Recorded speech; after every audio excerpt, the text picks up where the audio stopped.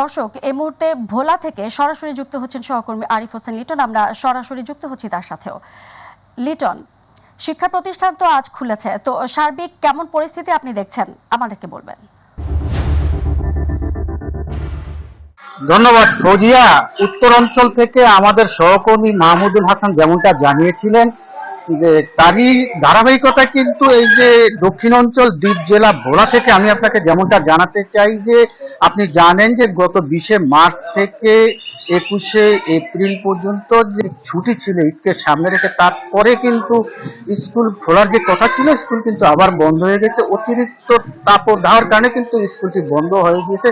তারপরে কিন্তু আজকে স্কুলটি খুলেছে। তো আমি এখন কিন্তু একটি সরকারি প্রাথমিক বিদ্যালয় রয়েছে ধনিয়া 36 নং সরকারি প্রাথমিক বিদ্যালয়। আমি আপনাকে এখান থেকে যেমনটা জানাতে চাই যে সকাল থেকে এখানে কিন্তু কোমলমতি শিশুরা স্কুলে এসেছে, স্কুলে তাদের রুটিন ওয়াইজ ক্লাস করার জন্য তারা এসেছে। আসলে কিছু কিছু শিক্ষার্থীর অভিভাবকদের সাথে আমি যোগাযোগ করেছি, তারা তীব্র তাপদাহের কারণে অনেকেই দিতে কিছুটা সংকোচ বোধ করতেছে, কিন্তু বিদ্যালয়ে পর্যাপ্ত পরিমাণে খাবার পানি এবং কিছু স্লাইনও রাখা হয়েছে। এই দিক থেকে আমি গার্ডিয়ানদেরকে আশ্বস্ত করছি। ধন্যবাদ। যেমনটি বলছেন আপনি, আমি একজন কোমলমতি শিশুর সাথে কথা বলে জানবো যে আসলে এই তীব্র গরমে তাদের স্কুলে এখন ক্লাস এসেছে, তাদের অনুভূতিটা কি। বলো, কি তুমি স্কুলে আসছো, তোমার থেকে কিরকম লাগতেছে? অনেক গরম লাগতেছে, বাবা মা আসতেছে না, সাথে পানির বোতল দিয়ে দেয়।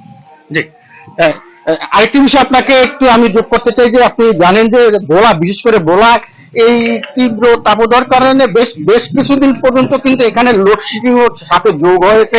এখানে কিন্তু ঠিক মতো বিদ্যুৎ না থাকার কারণে এটিও কিন্তু এটা কোমলমতি শিশুদের স্কুলে কিন্তু একটি বাড়তি চাপ বলে মনে হচ্ছে। তো এখানে গার্ডিয়ানরা, বাবা মা যারা আছে ছাত্র ছাত্রীদের, তারা কিন্তু বাচ্চাদেরকে গরমের কারণে কিন্তু স্কুলে আসতে দিতে চায় না। যার ফলে কিন্তু এখন যে স্কুলটিতে আমি আছি আপনাকে দেখালাম যে এখানে কিন্তু ছাত্র ছাত্রী কিন্তু সংখ্যা অনেকটি কম বলে যেমনটা দেখা গেছে। তো এই ছিল আমার কাছে তীব্র গরমের স্কুলে ছাত্রদের উপস্থিতি নিয়ে সর্বশেষ খবর। ফৌজিয়া।